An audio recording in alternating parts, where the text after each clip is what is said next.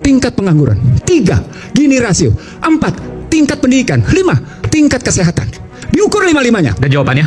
Negatif. Negatif. Tidak juga membaik. Anda kelihatannya hebat. Seorang di sini mungkin rata-rata yang punya namanya gaji rata-rata 4 juta. Tapi jangan salah, 4 juta rupiah compare-nya dengan dolar jadi berapa? Jatuh. Nggak punya daya beli. Itu makanya data terakhirnya, Pak Yandi, data terakhirnya orang tidak bisa menghindar dengan pernyataan jatuhnya kelompok menengah bawah dari menengah atas, menengah ke bawah sebanyak 10 juta. 9 sampai 10 juta. Satu. Yang kedua, orang tidak bisa menolak kenyataan bahwa sejumlah industri mengalami deindustrialisasi. Diakui oleh Burhanuddin Abdullah. Padahal ini kajian kami tahun 2010 bahwa telah terjadi deindustrialisasi dini.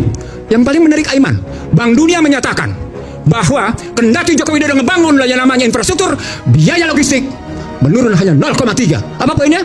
Sri Mulyani bilang, iya, kita tidak bisa bersaing dengan negara tetangga soal biaya logistik. What's the point? Tidak ada artinya pembangunan yang namanya infrastruktur kalau logistik tidak bisa bersaing. Indikator berikutnya, PMI per hari ini bahkan indeks keyakinan konsumen menurun. Nah, poinnya kalau bicara tadi balik ke geng, saya bilang tadi nih, ini bukan soal geng dalam pengertian negatif.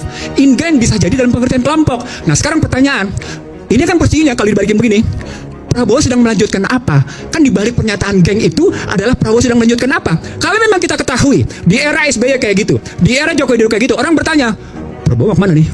Kenapa begini? Dalam ilmu kebijakan namanya ada 2. Apa yang discontinuing, apa yang continuing. Apa yang diputus tidak berlanjut, apa yang berlanjut. Nah, ketika orang-orang Joko Widodo kemudian duduk lagi dalam kabinet, namanya berlanjut. Nah, berlanjutnya apa?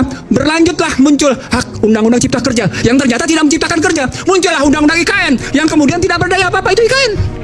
Muncullah undang-undang kesehatan yang membuat rakyat Indonesia sesungguhnya tidak punya kedaulatan dalam kesehatan.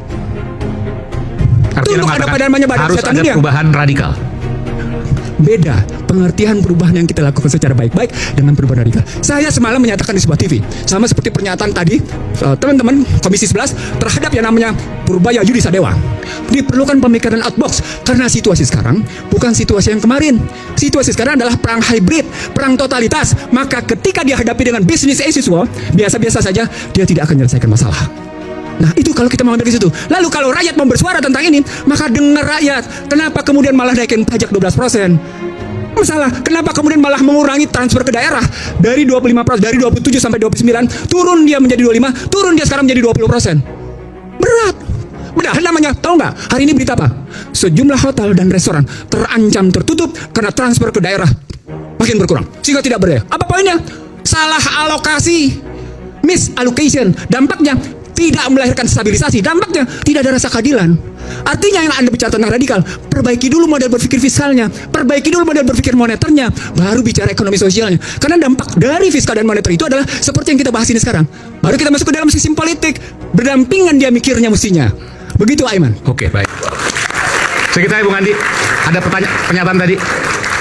Ya, kan kalau kita lihat tadi apa Jokowi memperdalam, Pak Jokowi pada saat tadi kan memperdalam gitu ya. memperdalam. Kan kalau kita lihat ya, kita tidak bisa memungkiri hasil kerja dari Pak Jokowi dengan jajarannya, ya. Yang kita lihat bagaimana Indonesia bagian timur, ya, di Papua, di NTT, ya, dan di daerah Indonesia Timur yang lainnya. Itu perubahan yang sangat signifikan. Kalau dibilang logistiknya itu tidak jalan, saya rasa mereka semua juga merasakan bahwa itu logistik itu berjalan.